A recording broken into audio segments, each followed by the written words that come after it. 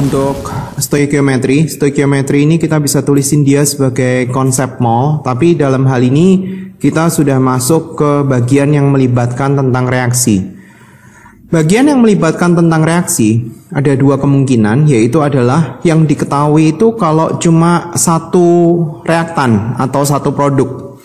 Ini bagian yang pertama, yang diketahui adalah mol daripada satu reaktan atau mol daripada produk. Terus kemudian kita mau mencari yang lain.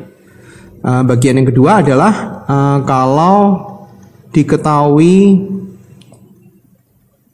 mol daripada unsur-unsur reaktan, unsur-unsur atau senyawa daripada reaktan.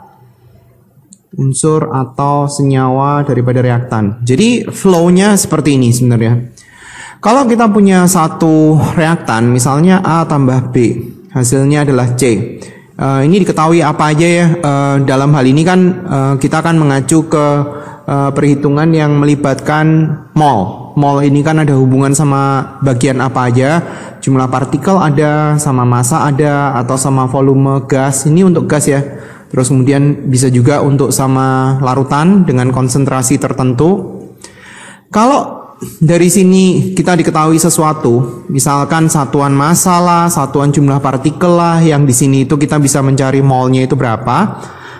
Nah, kita mencari yang lain dengan cara menggunakan perbandingan koefisien. Di sini kan ada koefisien kan.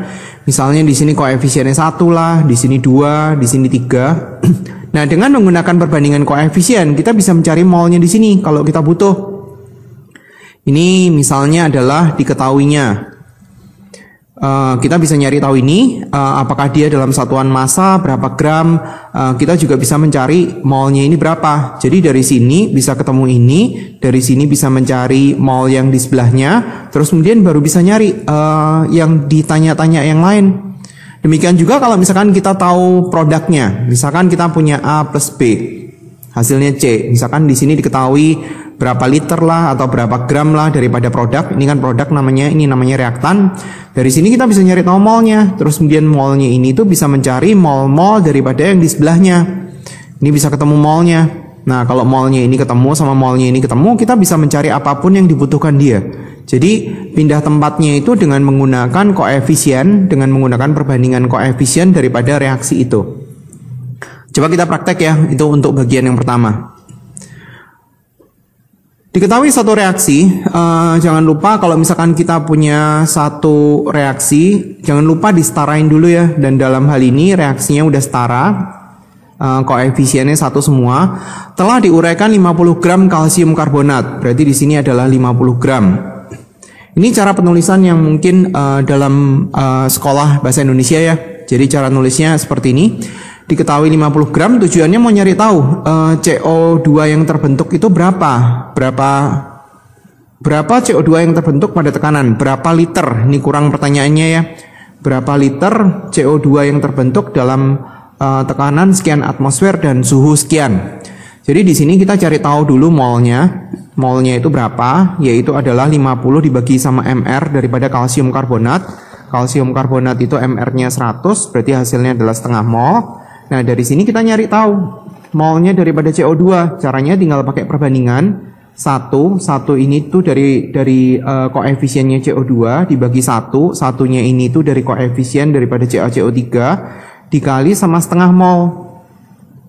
Nah, setelah ketemu setengah mol, kalau kita tujuannya mau nyari tahu berapa CO2 yang terbentuk pada tekanan sekian, berarti kita tinggal pakai P kali V sama dengan N kali R kali T. P-nya tinggal masukin, P-nya 2 atmosfer, volumenya CO2 itu yang mau ditanya, molnya itu dari hasil perhitungan yang barusan 0,5, R-nya itu nilainya adalah 0,082, suhunya adalah 50 ditambah sama 273, karena perhitungan yang PVNRT ini sesuai dengan rumus yang ada, ini kan suhunya harus dalam Kelvin. Nah, kita tinggal masukin aja. Ini volume CO2-nya bisa ketemu. Kalau di dalam sekolah yang bahasa Inggris, dia agak berbeda dalam hal mencari mol CO2. Jadi pada prinsipnya hampir sama, cuma dia cara nulisnya itu dilangsungin. Jadi kita nggak usah nyari ini, tapi kita langsung nulis kayak seperti ini.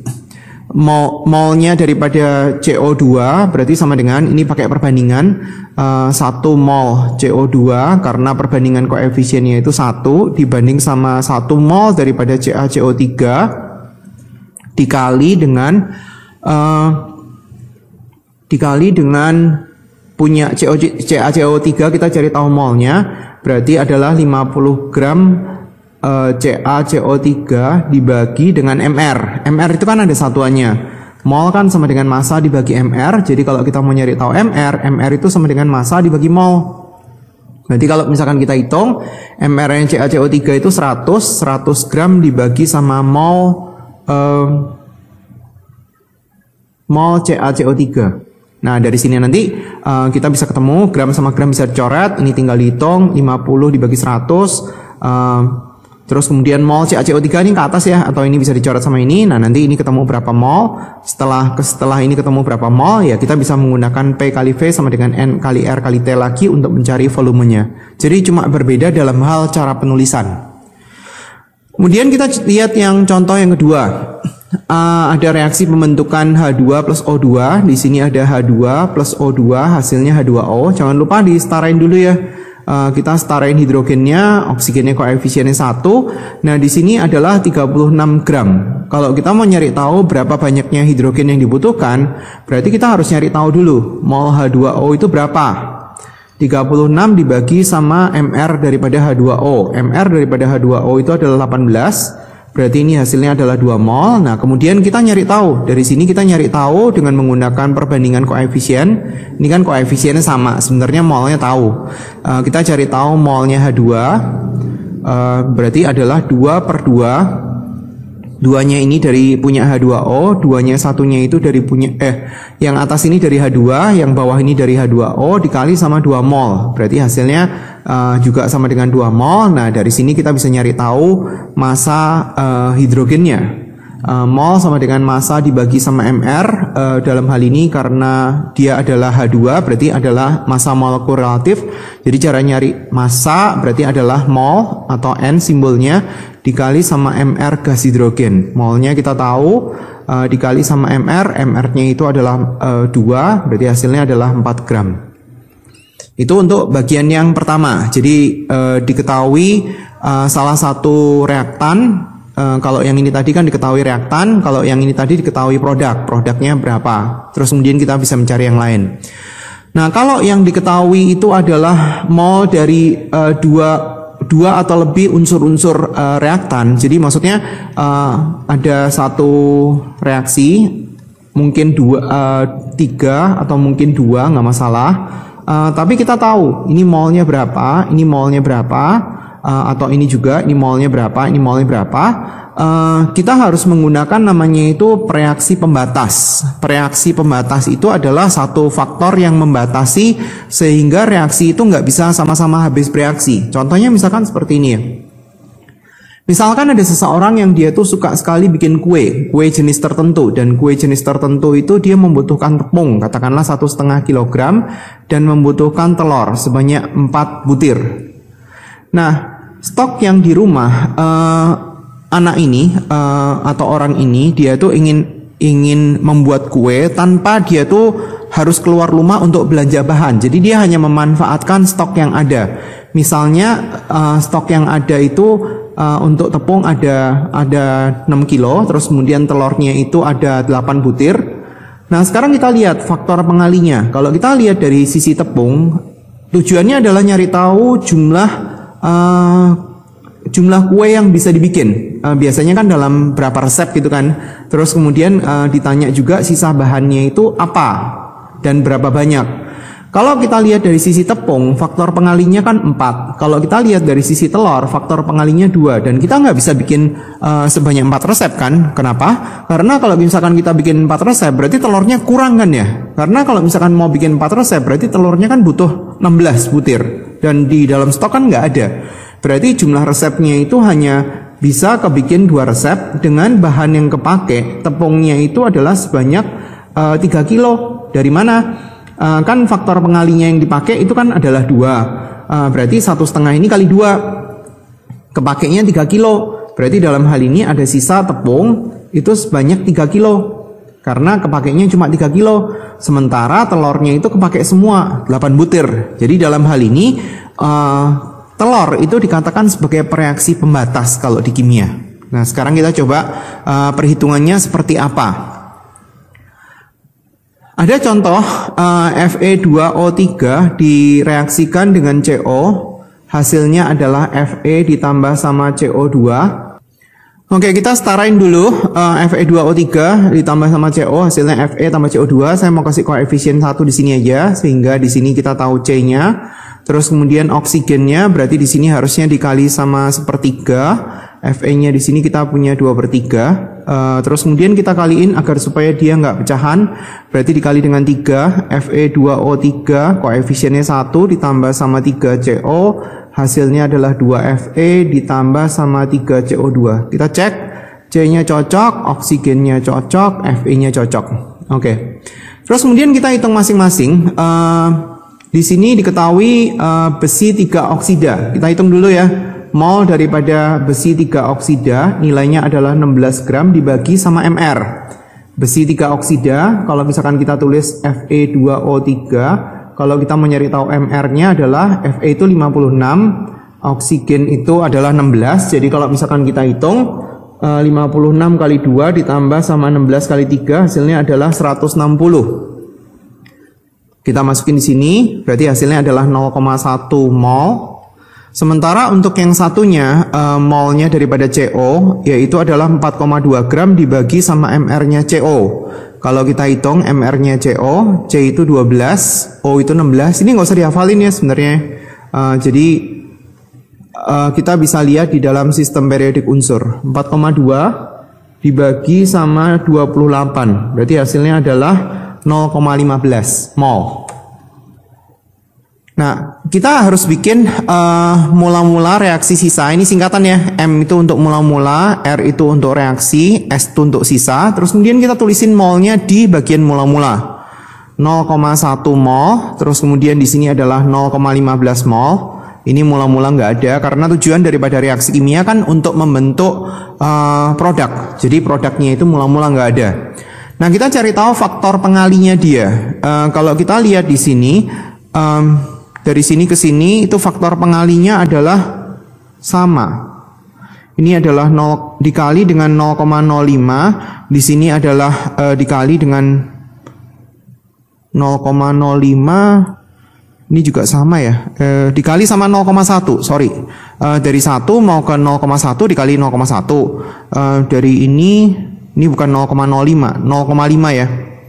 0,5 dikali sama enggak, bener 0,05. 0,05 dikali sama 3, 0,15, ini 0,1. Nah, sekarang berarti faktor pengali terkecil itu adalah punya CO. Karena CO itu punya faktor pengali terkecil, berarti CO itu adalah namanya itu kalau di kimia adalah reaksi pembatas. Jadi dia yang membatasi sehingga yang lainnya itu enggak bersisa nol. Ini adalah faktor pembatas. Sama kayak seperti pada saat kita bicara tentang tepung tadi, di mana tepung ini adalah hal yang membatasi. Bukan tepung yang membatasi, maksudnya telurnya. Telurnya membatasi reaksi sehingga kita cuma bisa bikin 2 resep, nggak bisa bikin 4 resep. Taunya dari faktor pengali terkecil. Kemudian karena dia sisanya 0, berarti kita bisa tulisin di sini 0,15 dan ini menjadi patokan. Patokan untuk mencari teman-teman yang lain yang di sini. Ini koefisiennya 3, 0,15, berarti kalau koefisien 1 berarti adalah 0,05. Ini tinggal dikurangi, karena kalau yang sebelah kiri kan dikurangi, kalau yang di sebelah kanan itu ditambah. Berarti di sini adalah 0,05, di sini adalah 0,1. Pakai perbandingan ya. Jadi kalau misalkan kita mau nyari tahu koefisien 2 ini, caranya adalah 2/3 dikali sama 0,15. 2-nya itu untuk yang atas, 3-nya itu untuk yang bawah ini, 0,15-nya ini. Tinggal perbandingan linear aja. Kalau yang ini berarti sama 0,15, kita bisa nyari. Di sini 0,15 mol. Tinggal mintanya apa? Hitunglah massa besi yang dihasilkan. Berarti dari sini kita mau nyari tahu massa. Massanya itu berapa? Kalau kita mau nyari tahu massa berarti tinggal mol dikali sama AR karena di sini adalah Fe. AR-nya Fe 56 berarti 0,1 kali 56. Hasilnya adalah 5,6 gram. Kalau kita mau nyari tahu CO2 berarti ini. Tapi dia minta kondisinya seperti ini, 27 1,5 atmosfer. Berarti karena kita diminta untuk mencari volume daripada suatu gas. Berarti kan kita pakai ini, kondisinya tinggal pilih yang pertama STP, yang kedua RTP. Berarti di sini kita harus pakai yang ketiga. P kali V sama dengan N kali R kali T. P-nya itu tahu 1,5 atmosfer, volumenya itu kita nggak tahu, molnya 0,15, R-nya itu tetapan gas 0,082, suhunya 27 ditambah 273. Berarti di sini kita bisa ketemu volumenya berapa dalam satuan liter. Nah, itu untuk yang bagian kedua. Jadi selalu dibikin perbedaannya. Apakah dia termasuk yang pertama, molnya yang diketahui cuma satu, atau yang diketahui mol daripada dua unsur atau lebih untuk di reaktan. Dalam hal ini kita harus menggunakan reaksi pembatas. Oke, sekarang kita mulai latihannya.